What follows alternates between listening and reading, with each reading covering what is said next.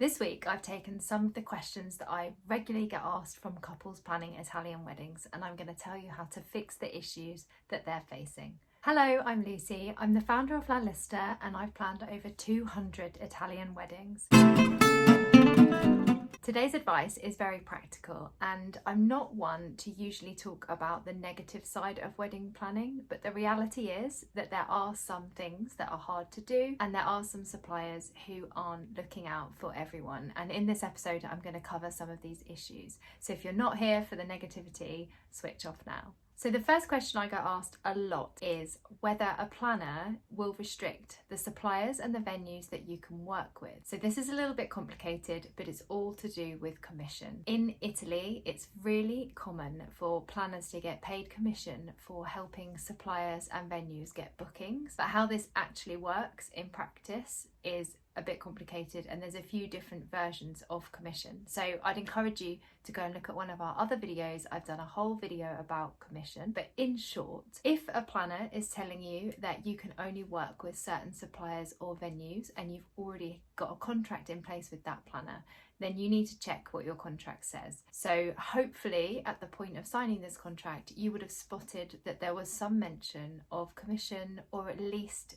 that you would be given a limited number of suppliers or venues to choose from. And just to be clear, the reason that you'll be given that limited number is because those are probably the suppliers or venues that are going to give that planner commission. The challenge is not knowing this up front. So if you're further down the line in planning and you find this out about your planner, so they're only going to give you 2 photographers to choose from, and you're saying, but hey, I've seen this one, I want this one over here, and they're questioning that because they're not going to get commission from that person. This is a difficult situation to be in. Like, I understand that there's politics involved and you don't want to upset that relationship with the planner, but ultimately your wedding should be what you want it to be. And if you've not committed anywhere that you're going to stick to a certain list of suppliers that that planner has, then you should be free to do what you want, and you should tell the planner that. This remains a little bit tricky because sometimes when couples have gone ahead and done their thing and gone and booked who they want, the planner has become a little bit distant and less involved. So this whole scenario, it's all about good communication with your planner and transparency and just handling it. So you need to kind of take the power. It is your wedding. You can have what you want and do what you want. And if someone is restricting you and not letting you have the wedding that you want, then you should probably question whether it's worth continuing to work with them. The second thing I get asked all the time is, how do I get a response from a venue or a supplier? So understandably, in wedding season, which is usually from around April to September, suppliers are very, very busy delivering weddings, and they're often very small businesses, so they're probably not going to have a setup that means someone's there responding to emails and answering queries and someone else is doing the delivery. It's usually kind of 1 or 2 people doing everything. So this means that inquiries can often kind of get left behind and pushed to the bottom. I even do this myself as a planner. When things are really busy, my clients that I've got have got to come first before future clients. Firstly, you've got to question whether you really do need an urgent response or if you're willing to wait a little bit. You can kind of work this out by knowing how far ahead and in advance you are in planning. If you decide that you really need a response for your peace of mind or because you think it's urgent, then literally phone that supplier. They will either tell you that they can't speak to you right now, or they will at least have a connection with you, remember your name and go back and look for that email.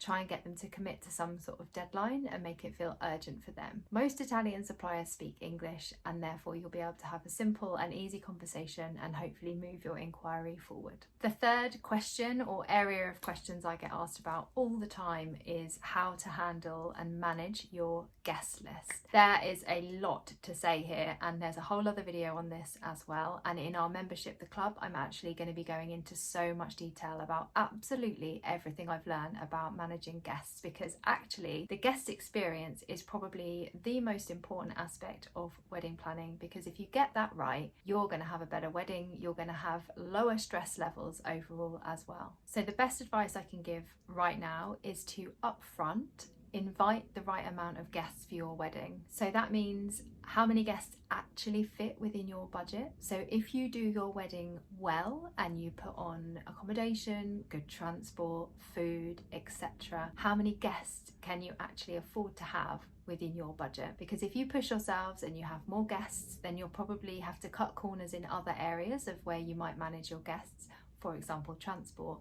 But actually long term, that means that stress levels get higher for guests, they get higher for you, and you're left last minute kind of scraping around and sorting some things out for guests. So it's much better to make a clearer and more realistic plan from the start. Another area that you can focus on is to be really clear with your guests about how to kind of get around and get to your wedding. So we usually pick a venue that has accommodation very nearby so that your guests have a really short journey to your wedding and it's really easy to put on transport. I always recommend having a wedding website that has your accommodation listed on it so that you can guide guests directly to that accommodation. That is going to make their lives easier if they stay there, and it's going to make your life a lot less stressful as well. So being really clear with guests where they can stay, having held rooms there. Hopefully you will have done that with your planner or done it yourself, and actually just guide them that way. Even if you tell them, a lot of guests won't understand or fully take on board that it is really hard to get around in Italy, and I've really experienced this even more this summer of 22 when things are super busy. It's impossible to book last minute transport, and it's not even possible to get a taxi. And I know that sounds crazy, but genuinely booking a taxi last minute is near on impossible. And if your guests are relying on doing this, then it means that in the moment when that is impossible for them, they're going to phone you or they're going to phone someone close to you and try and get this organised, and you're going to have this stress of wondering if your guests are going to make it to your events. So you can combat all of this with really good communication and making sure your guests know exactly what's going to be possible for them, letting them know exactly where to stay to make the transport all work much more smoothly as well, and picking your guest list really carefully with who's coming and how many people are going to be involved, because actually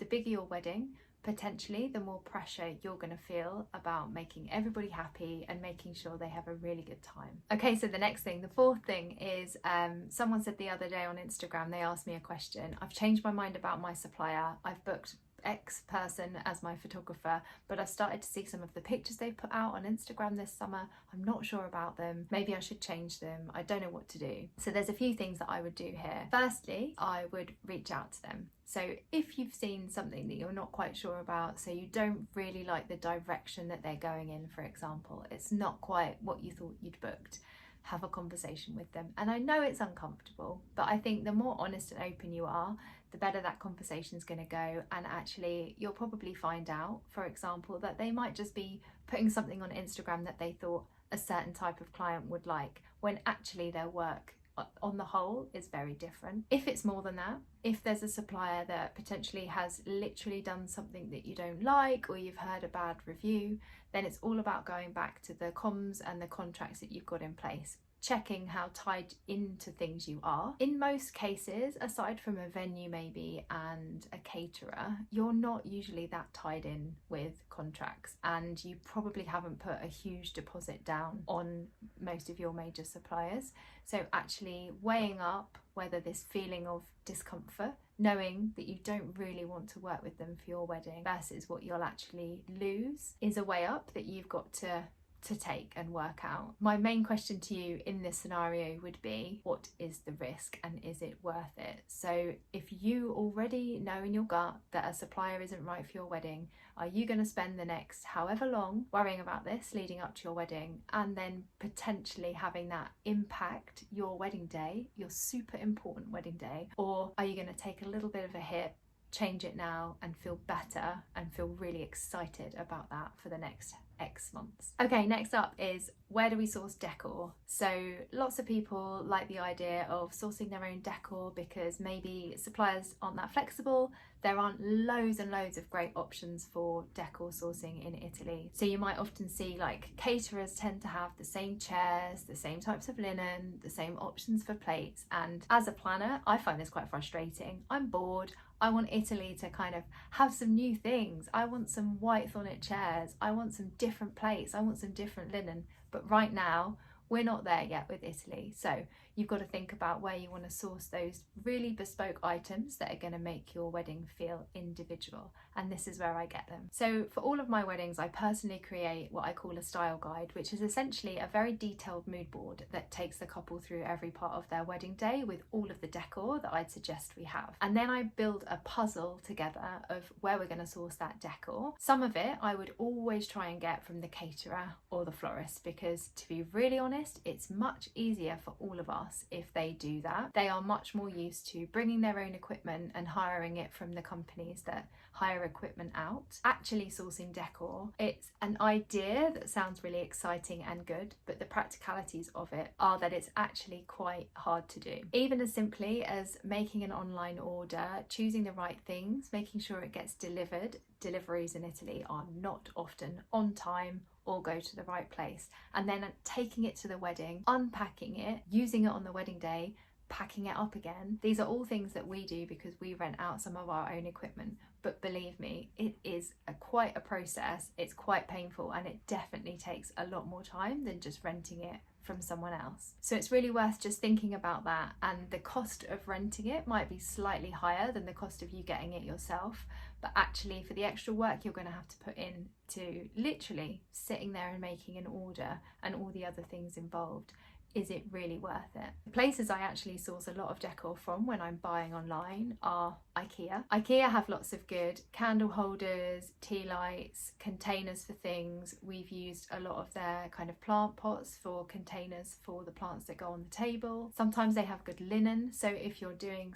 if you're vamping up your aperitif area and you want some different coloured cushions and things like that, they're a good place to get those. Good for blankets if you're having like a picnic area at one of your events. But things are quite basic, and I'd say that on the whole, the quality isn't that great. In each town in Italy, you'll have a warehouse or a wholesalers that sell equipment florists use or caterers use. So for example, there's one in Florence, and you can go and buy literally cutlery, all sorts of candles, all shapes and sizes of containers, everything you really need. And these do exist in all major cities. So if you are getting married anywhere across Italy, it might be worth just asking your florist or your caterer if they can literally recommend where one of these places are. But again, having done this from experience, going into there with a shopping list, even if it's a very clear idea of what you want, it is an intense situation to go and buy all of the things that you need. And sometimes you do need a business account to be able to buy some of the things. And obviously then again, it's your time. You've taken time out of your wedding week to go and do this, and then you've got to get it all back, unpack it, sort it out for the wedding day. I would weigh up again whether it's actually worth it. I think the main takeaway I'd like you to get from this part about decor is that it's much easier to lean on your existing suppliers, so your florist, your caterer, or someone else that's supporting you in your wedding to source these decorations for you. So it might be that you want things that are bespoke. Definitely make your wedding bespoke and authentic. We say it all the time, it has to be right for you. But if you can, try and lean on somebody else to support you in actually delivering that. And that may cost you a little bit more money, but I promise that in your time and energy, it's worth it. Thank you for staying with me right to the end of this video. I really want to get this video out to as many people as possible that are planning Italian weddings. And I'd love to ask you a favour today. So if this video has helped you in any way, please like it, leave us a comment below, and even subscribe, and we will reach more people with this advice. I will do another video about questions that I get commonly asked soon, and if you'd like me to answer a question for you, leave it in the comments below. Thank you very much. I hope you have a great week.